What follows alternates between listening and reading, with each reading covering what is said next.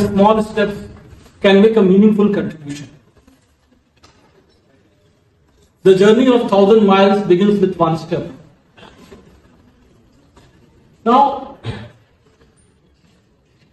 this is a campaign launched by the Honorable Prime Minister, Mr. Narendra Modi, and this campaign involves, particularly calling all of you as young scholars here, is because this campaign involves the youth of the country to participate in the formulations of plans and goals to make India a developed nation by 2047. Now, the idea is that you share your thoughts and beliefs, and how you will never know that these innovative thoughts can be borrowed by the policymakers, the planners, and it can go a long way in making our country a developed one. I remember reading Ramchand Guha, India After Gandhi. And I was quite intrigued when I was going through the lines which he was writing, that when India got independence, historians across the world were puzzled. They were thinking, given their vantage point from the European history point of view, that wherever they found that there was diversity, they splintered into different nations. But India, they were thinking, with so much diversity on the basis of race, caste, religion, language, how will it survive with this newly found independence? And they were certain that India would splinter into many nations. Britishers were just forcing us into two, but they said that this implosion which will happen within will divide us into many nations. But we not only proved them wrong, but we gathered strength from strength, and now we are here talking about the vision of being a developed nation by 2047. यूनान मिश्र रोमा सब मिट गए जहां से, कुछ बात है कि हस्ती मिटती नहीं हमारी, सदियों रहा है दुश्मन दौरे जमा. Now, with this background which Guha was telling us, that again we proved all the world historians wrong, who were professing at one point of time that we would not be able to survive the election. There is something eternal which keeps us surviving, which keeps us going. With this rich historical past, it is envisaged, and not just that we are praising ourselves as Indians, but worldwide the discussion is going on that 21st century is the century of India. We are here to realize that dream.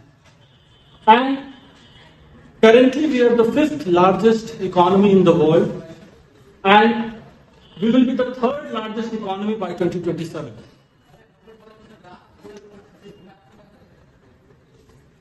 Now at this cusp of history, at this juncture of history, there are two paths we have in front of us.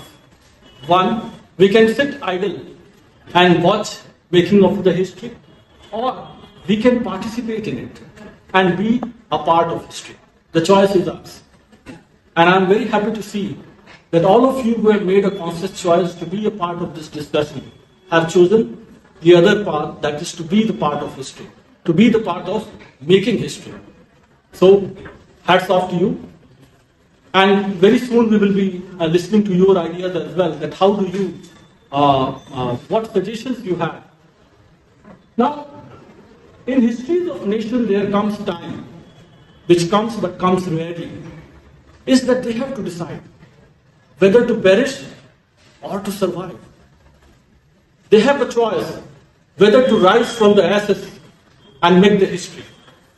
Different nations have proved it, have laid down examples in front of us, that when the world was looking at them and was anticipating that this is the downfall, no more rise, it is then that the citizens of those nations, they gathered together and took that country to the path of development. Japan in the post-World War II, and we all know the catastrophe which Japan has to witness in the Second World War. In 1950s and 60s,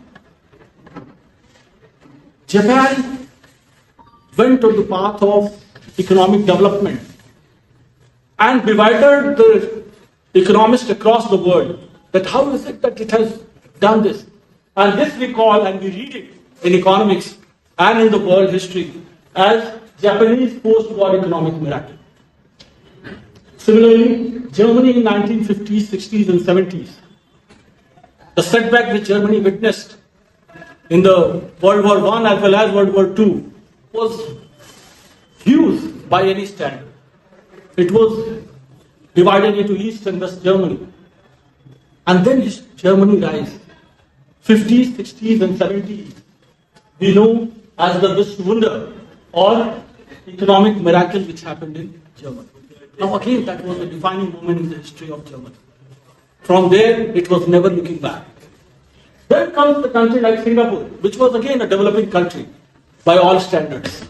But in 1960s and 70s, the miracle happened in Singapore. And it is one of the most developed countries.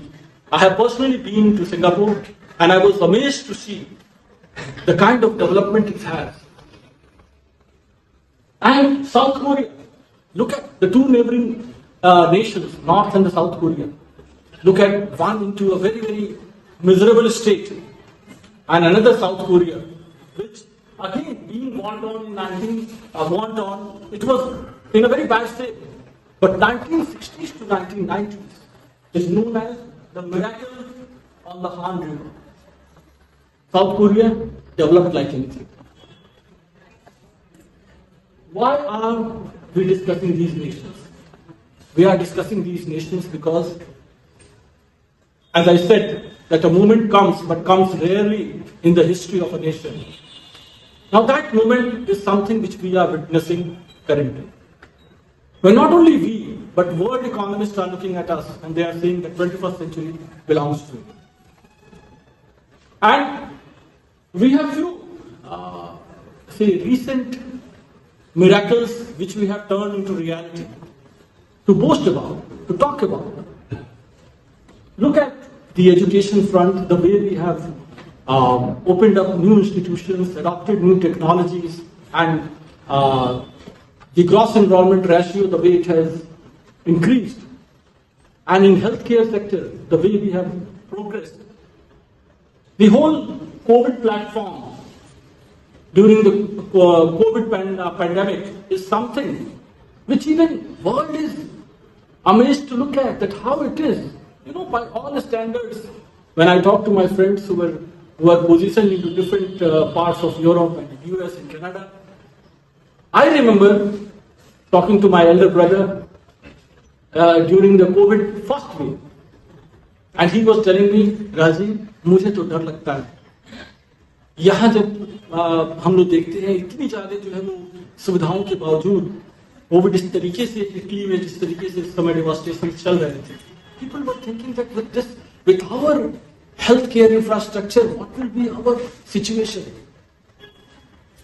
But our vaccination strategy, our vaccination policy, thanks to those, hats off to those, and I would invite all of you to give them a thundering applause today.